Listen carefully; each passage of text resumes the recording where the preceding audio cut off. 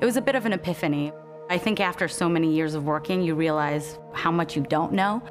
I personally didn't have the skill set that I needed in order to be as impactful as possible. I knew that I wanted to develop both in a personal and professional way, but I had no idea where that was going to lead me. I came from a background as a private equity associate, and I wanted to be a leader one day. Everybody who comes here who has led has had a moment when they're thinking, I thought I could lead, but it turns out there are challenges I'd never appreciated. Once you get here, you learn that there's so many different veins in which you can go through. You're kind of exploring and feeling things out and broadening your understanding of what's available, what's interesting to you. Every block of time you have, you're doing something different, and so it really stretches your mind and you feel like you're always learning something new. I tend to be pretty demanding, actually, in the classroom. I really do want them to speak up and bring their experience and or just their ideas about the topic at hand. In many ways it's fun and exciting, but in so many ways it's also forcing you to constantly think about things, be on your toes. Wharton students definitely demand a higher level of rigor, and I'm pleased to say we're in a situation where we can deliver it. We can teach pretty much whatever we want. We're allowed to teach to our strength. I have the privilege to be able to teach courses that are very action-oriented.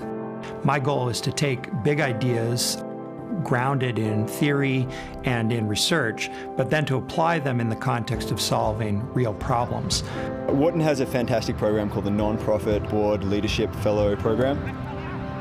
Wharton had given me a whole new leadership toolkit and how to persuade groups even when you have little formal authority. Teaching leadership at the Wharton School is as good as it gets. I just returned about a week ago from Ecuador, where I was on a mountaineering expedition to climb Cotopaxi, a stratovolcano in the Andes. We've been encouraged here all the time to just try. I decided to start an initiative for women in private equity and venture capital. This year I was one of the co-presidents of Out for Business. One of the big things we wanted to accomplish this year is to institute an LGBT scholarship. I was fortunate enough to receive one of the Wharton Venture Awards, which meant instead of getting an internship to get a job after school to pay the bills, I was able to pay my mortgage and afford to eat over the summer while I was working on my own startup.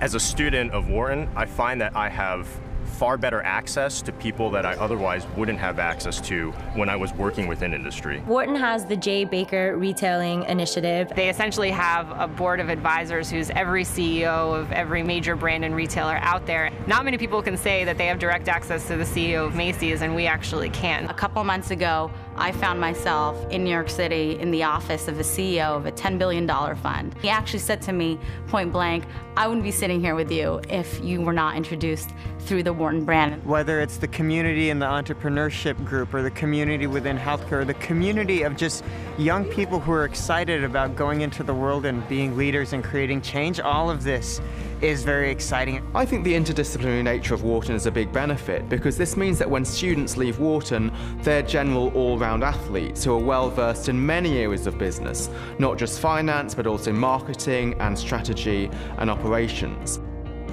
And we have such a renowned faculty that it's just great, and that I know that even afterward I can tap into them when I need them. Our students tend to get the latest knowledge in our courses, and then they go immediately and use those ideas in their first jobs. So it's especially exciting for me to watch my students go out and create a new company using a concept that they learned in a class, or to lead a group within an organization. Where does the value from an MBA come from? And in many ways it's about maturing as a person and understanding more about yourself and what you want from life. Every class, every speaker who comes in, they say, focus on your strengths, and they say, follow your passion.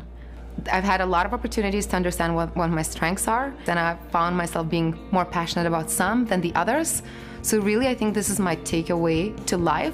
I definitely feel well equipped to hopefully knock it out of the park when I start working. I'm pretty confident. Now that I know what I'm going to do, I'm energized by a much different force, which is just that focus and that knowledge that, oh, here's what I'm actually going to be doing, and these are ways that I can practically apply things that I'm learning in class to a job that I know that I'm starting in 1 month and 1 day.